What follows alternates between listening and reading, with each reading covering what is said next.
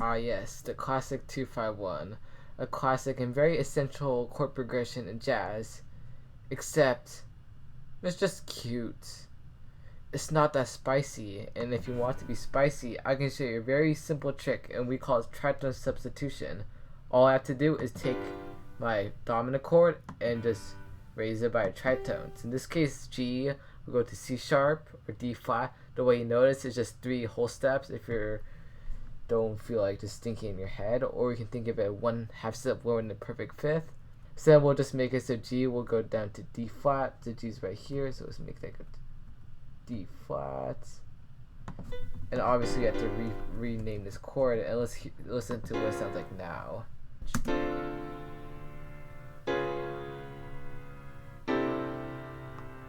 And doesn't that just sound more spicy? And you still get that tension release from your normal 5/7 chord.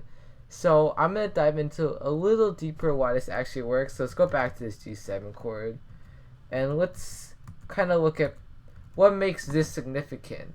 And what makes this chord significant is we have this B, F, which is a tritone, very dissonant, and it's very unstable, but it can actually easily resolve down to the C major chord. For instance, B will go to C, F will go down to E. So now, that's a pretty simple chord to use this B, F tritone to resolve. But if you know anything about tritones, you'll know that a tritone up is also a tritone down. So let's go to B, F. F upper tritone is actually B. That means we can actually swap the places. So in this G7 chord, the B is being the third and the F is the seventh. But if we just take this chord and put it up a tritone, these will actually swap places. So let's create a chord in which this time F is the third and B is the seventh. So it's just, in this case, it would actually be D flat, F, A flat, and B, C flat, which is just another enharmonic name for B. And it's also just gonna be a seventh chord, obviously, because we still have a third and seventh. And then it just makes sense to make it just your normal seventh chord, nothing very fancy. So that's just a logical tritone substitution. So we just put that in. Let's turn this to a D flat. And you can hear it again, because if you want to pay more attention to that tritone, you can.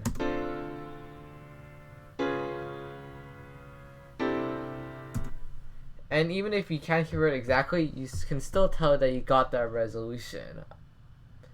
Now, another thing to know about your 251 progression, it's very bass friendly, because if we actually notate this, we would get like a 2 flats 2 1. So that just creates this descending bass line.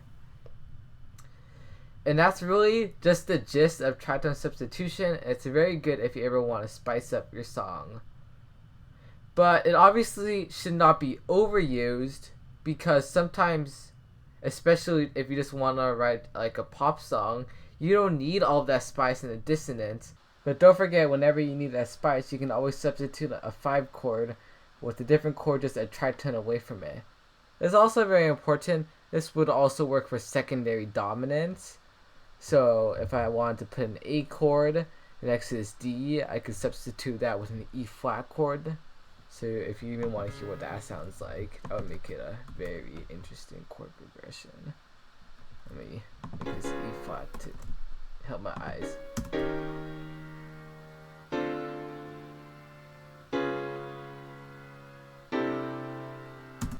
Yeah.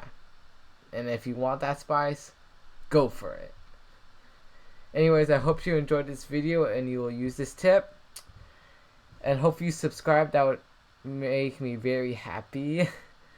And anyways, bye bye.